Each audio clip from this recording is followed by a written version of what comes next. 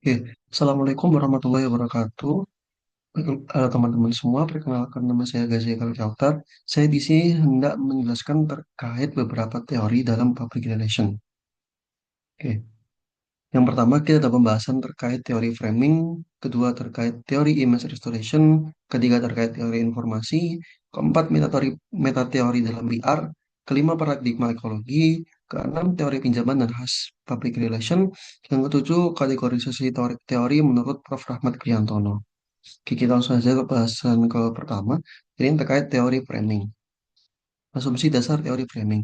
Teori framing adalah salah satu teori penting dalam kajian public relation karena berperan besar dalam bagaimana sebuah organisasi membentuk persepsi publik melalui media. Teori ini pertama kali dikembangkan dalam kajian media oleh Erving Goffman dan kemudian dikembangkan secara lebih sistematis dan oleh Robert Tuckman yang menjelaskan bahwa framing adalah proses pemilihan aspek tertentu dari suatu realitas dan menjadikannya lebih menonjol dalam teks komunikasi untuk mendorong interpretasi tertentu dari audiens. Dalam konteks VR, teori framing memiliki sejumlah asumsi dasar yang menjelaskan cara kerja dan fungsinya dalam membentuk opini publik. Yang pertama, terkait asumsinya yakni adalah realitas bersifat konstruksi sosial.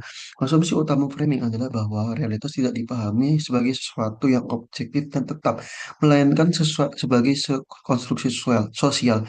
Artinya, makna suatu peristiwa bisa berbeda tergantung bagaimana ia dibingkai atau ditampilkan oleh komunikator. Dalam VR, ini berarti organisasi dapat memilih bagian mana dari kenyataan yang ingin ditonjolkan kepada publik. Yang kedua, yaitu komunikator dalam hari ini PR aktif membentuk frame. PR tidak bersifat pasif terhadap media, tetapi aktif menyusun media agar media dan publik melihat suatu isu dari sudut pandang tertentu. PR memiliki kekuasaan untuk menyusun narasi dan memilih bahasa yang digunakan agar sesuai dengan kepentingan organisasi. Ini menunjukkan bahwa framing adalah alat strategis dalam mempengaruhi cara pandang halayak. Kemudian ada tadi kepada bahasan kognitif audience, teori Framing juga mengasumsikan bahwa audiens memiliki keterbatasan dalam menyerap informasi. Karena itu, PR membantu audiens memahami isu kompleks dengan menyederhanakan pesan melalui form tertentu. Misalnya, isu krisis bisa dibingkai sebagai kesempatan untuk memperbaiki diri, bukan hanya kegagalan organisasi. Kemudian ada asumsi keempat, ya ini media sebagai saluran dan sekutu dalam penyebaran frame. Dalam praktik PR, media bukan hanya penyaluran informasi, tetapi juga arena kontestasi mana PR berupaya memasukkan frame mereka ke dalam liputan media melalui informasi subsidi, seperti siaran pers atau konferensi pers. Jika media menerima frame dari PR, maka persepsi publik akan lebih mudah dibentuk. Kemudian, frame mempengaruhi penafsiran dan respon audiens. Framing bukan hanya menyampaikan fakta, tetapi mempengaruhi bagaimana fakta itu ditafsirkan. Misalnya, jika sebuah produk baru dibingkai sebagai solusi ramah lingkungan, maka publik akan lebih mungkin menerima dan mendukungnya. Artinya, frame yang digunakan PR akan mengaruhi sikap dan tindakan audiens. Kemudian terakhir, framing berkaitan dengan kekuasaan dan ideologi. Dalam pandangan lebih kritis, framing juga menjelaskan bahwa pihak yang memiliki kendali atas penyusunan frame memiliki kekuasaan atas pembentukan opini publik. Oleh karena itu, framing dalam PR juga sering dikaitkan dengan ideologi, citra organisasi, dan agenda strategis jangka panjang. Oke, kemudian ada cara penerapannya. Ya, ini ada dua. Yang pertama, cara penerapan dalam penelitian. Dalam penelitian akademik, teori framing digunakan untuk menganalisis bagaimana penelitian atau organisasi memiliki suatu isu atau krisis. Penelitian ini biasanya bersifat kualitatif dengan pendekatan analisis teks atau wacana. Peneliti menganalisis dokumen seperti siaran pers, laporan media, tokoh PR, atau unggahan media sosial organisasi. Contoh penerapannya adalah ketika peneliti ingin mengetahui bagaimana framing pemerintah saat pandemi, maka ia menganalisis seperti pernyataan resmi pemerintah dan melihat elemen framing seperti proposition, moral evaluation, dan rekomendasi. Kemudian ada penerapannya dalam sehari-hari. Dalam praktik PR, framing digunakan strategis oleh praktisi PR untuk mengolah persepsi publik. Praktisi PR menyusun pesan dengan memilih kata, sudut pandang, dan fokus tertentu agar pesan tersebut tetap menimbulkan kesan yang diinginkan oleh organisasi. Contohnya dapat kita lihat dalam kasus tumpahan minyak PP di Water, yang dimana mereka ini menunjukkan frame seperti komitmen terhadap kesehatan dan lingkungan, serta menunjukkan tindakan perbaikan di laut. Kemudian ada kata-kata ada mereka menggunakan kata-kata seperti we are deeply sorry, our commitment to fix this dan bla bla bla seperti itu yang menyerahkan bahwasannya mereka ini eh, hendak untuk memperbaiki lingkungan dan meredam amarah publik. Kemudian teori kedua yakni teori image restoration. Teori illustration dikembangkan oleh William L. Benoit pada tahun 95. Teori ini menjadi landasan penting dalam komunikasi krisis, khususnya dalam bidang PR. Tujuan utamanya adalah memahami strategi yang digunakan oleh individu maupun organisasi, memperbaiki citra yang rusak akibat krisis, skandal, atau serangan publik. Teori ini dibangun berdasarkan beberapa asumsi dasar, yakni adalah citra adalah aset. Yang pertama ada citra adalah aset penting yang harus dijaga. Teori ini mengasumsikan bahwa citra atau image merupakan representasi publik atas karakter dan reputasi suatu entitas, baik individu maupun organisasi selalu berusaha mempertahankan citra positif. Kemudian yakni yang kedua adalah komunikasi dapat memulihkan citra. Asumsi kedua bahwa komunikasi memiliki peran kunci dalam memulihkan reputasi oleh pesan-pesan strategis. Kemudian yang ketiga yakni adalah krisis memicu ancaman terhadap citra. Setiap krisis atau tone publik dianggap sebagai ancaman terhadap persepsi positif organisasi. Maka organisasi perlu merespon dengan cepat menggunakan strategi yang sesuai dengan tingkat keseriusan tuduhan atau kesalahan. Yang keempat yakni adalah organisasi bertanggung jawab atas persepsi publik. Asumsi lain dalam teori ini bahwa organisasi bertanggung jawab atas bagaimana publik menilai mereka. Bahkan jika organisasi tidak sepenuhnya bersalah, perspektif negatif tetap harus dikelola. Dalam konteks ini, kebenaran faktual bukan satu-satunya yang penting. Persepsi publik yang menjadi fokus utama. Yang asumsi kelima yakni terdapat pilihan strategi restorasi. Bernard menyusun 5 strategi utama restorasi citra. Yang pertama adalah denial atau penyangkalan, yakni organisasi menyatakan bahwa mereka tidak ada kesalahan. Kemudian ada evasion of responsibility. Mereka di sini organisasi menyalahkan pihak lain, menyatakan insiden di luar kendali. Kemudian yakni adalah reducing of severity, di mana mereka ini menyoroti niat baik dan membandingkan dengan kejadian yang lebih buruk. Yang keempat yakni adalah corrective action. Mereka berjanji memperbaiki masalah agar tidak terulang. Yang terakhir adalah mortification atau minta maaf. Mereka mengakui kesalahan akan kesalahan mereka. Setiap strategi dipilih berdasarkan asumsi tentang apa yang diyakini akan membantu mengembalikan percaya publik, gantung tingkat kerusakan cita dan harapan masyarakat. Kemudian asumsi yang terakhir ini audiens adalah penilai utama keberhasilan. Akhirnya teori ini juga mengasumsikan bahwa audiens atau publik adalah hakim utama atas berhasil atau tidaknya suatu strategi restorasi citra. Kemudian ada penerapannya juga. Penerapannya penelitian ya ini adalah teori ini digunakan untuk menganalisis strategi komunikasi yang dilakukan oleh individu atau organisasi dalam merespon krisis yang rusak citra. Biasanya dilakukan dengan pendekatan kualitatif seperti analisis isi, analisis wacana, atau studi kasus. Contoh penerapannya adalah ketika kasus fake Facebook Cambridge Analytica menunjukkan bahwa Mark Zuckerberg menggunakan strategi mortification dan corrective action seperti permintaan maaf kepada publik dan janji memperbaiki sistem keamanan data. Kemudian ada penerapannya dalam sehari-hari. Dalam praktik nyata, teori image restoration digunakan oleh praktisi PR saat organisasi mengalami krisis reputasi, baik karena kesalahan internal, kecelakaan, atau tuduhan pihak luar. Langkah-langkahnya ini meliputi menganalisis krisis, kemudian menemukan strategi, kemudian menyusun pesan strategis. Contoh nyatanya adalah ketika krisis Nestle dalam kasus Maggi Noodles dari India tahun 2015, ketika produk mereka ditarik karena ada kandungan timbal berlebih. Nestle menggunakan strategi corrective action, yaitu menarik produk dari pasar, uji ulang keamanan, dan mortification dan permintaan maaf secara langsung, kemudian menyatakan komitmen pada sadar mutu. Oke. Selanjutnya kita akan membahas terkait teori informasi. Teori informasi dikembangkan oleh Carl Shannon dan Von Wever dalam buku berjudul The Mathematical Theory of Communication. Meskipun awalnya dirancang untuk sistem komunikasi teknis seperti telepon dan telegraf, teori ini menjadi fondasi dalam studi komunikasi massa dan public relation karena menjelaskan bagaimana pesan disampaikan dari pengirim ke penerima. Makna informasi. Dalam teori ini, informasi didefinisikan sebagai segala sesuatu yang dikirim sumber atau source ke penerima receiver melalui saluran atau channel. Fokus utama adalah bagaimana pesan bisa sampai dengan jelas tanpa gangguan atau noise. Informasi memiliki fungsi mengurangi ketidakpastian di pihak penerima. Semakin tidak terduga sebuah pesan, semakin tinggi nilai informasinya. Jadi informasi adalah unsur yang membawa kejelasan terhadap situasi yang sebelumnya ambigu atau tidak pasti. Elemen model Shannon Weaver meliputi satu sumber informasi, dua transmitter, tiga saluran komunikasi, empat receiver, lima tujuan akhir, enam noise.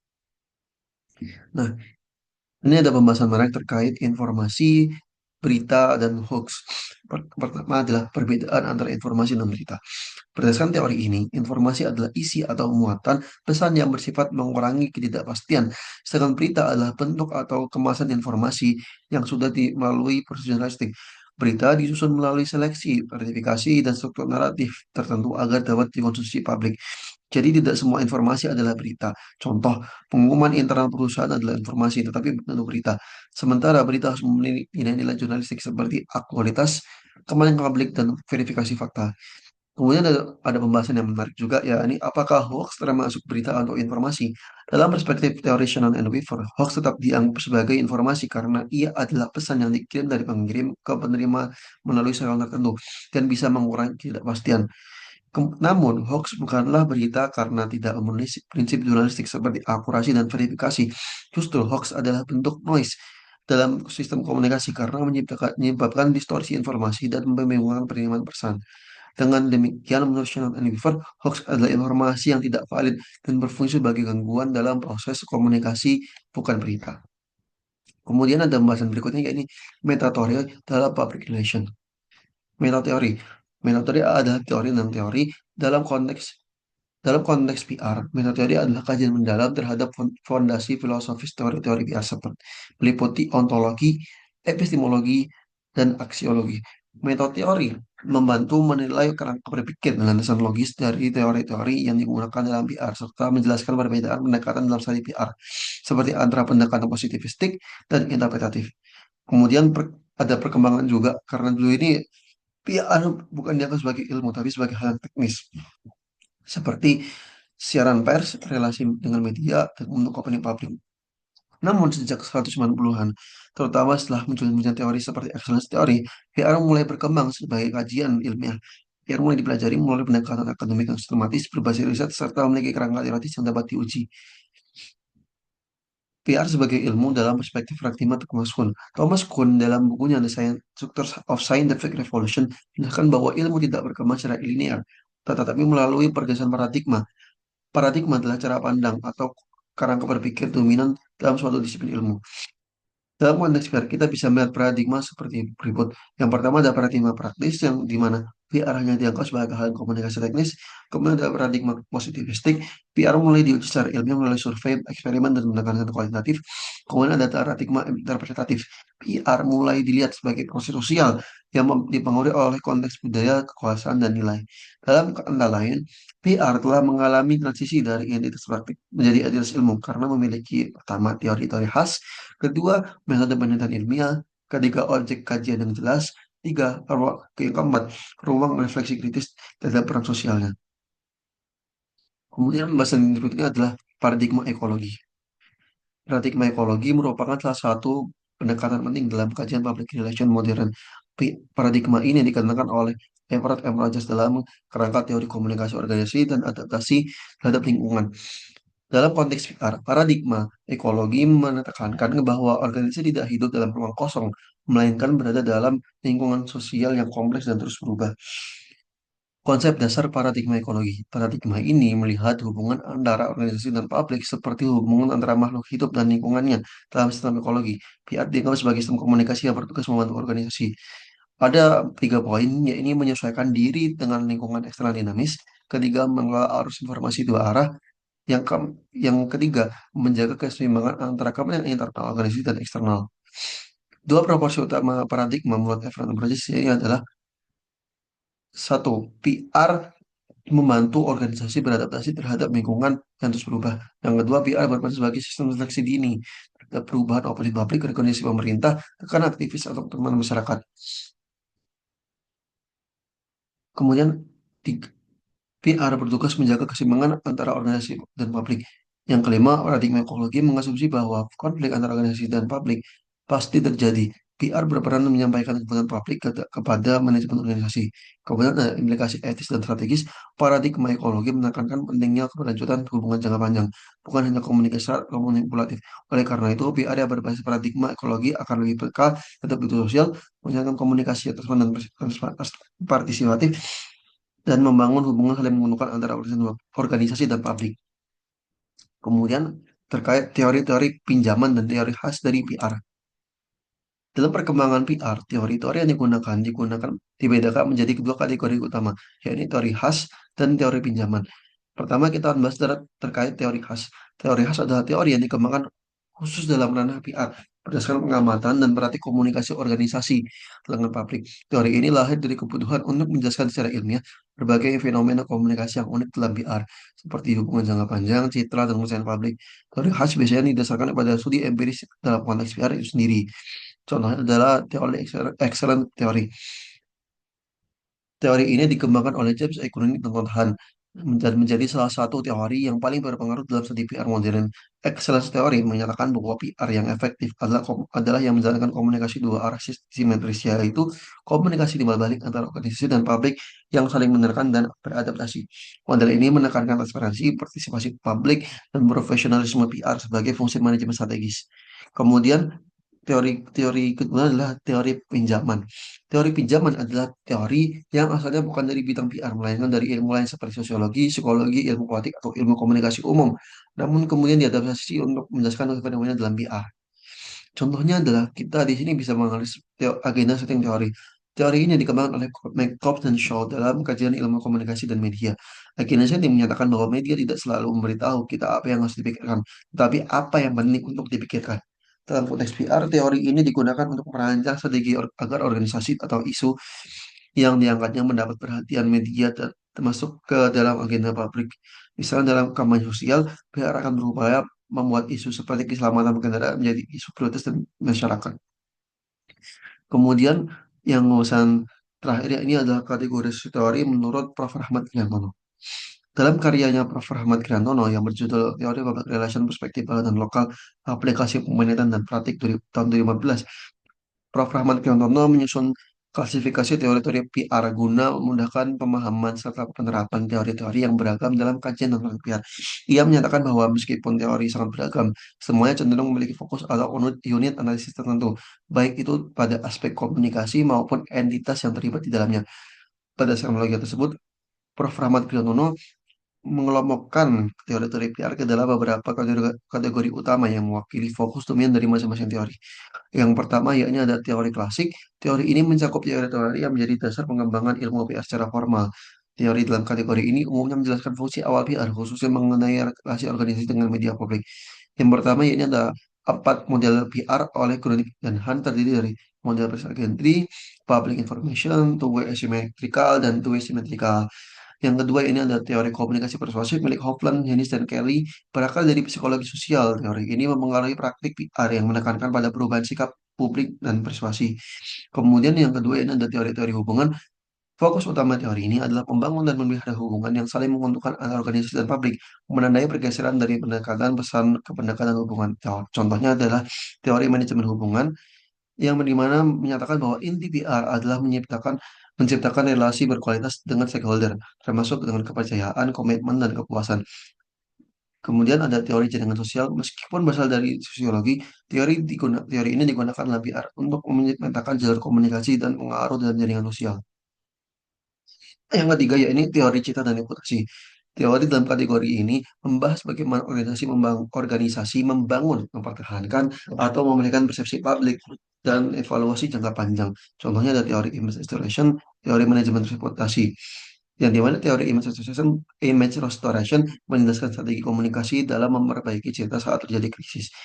Dan teori manajemen reputasi melihat reputasi sebagai aset strategis yang dikembangkan melalui konsistensi antara identitas, perilaku, dan komunikasi organisasi.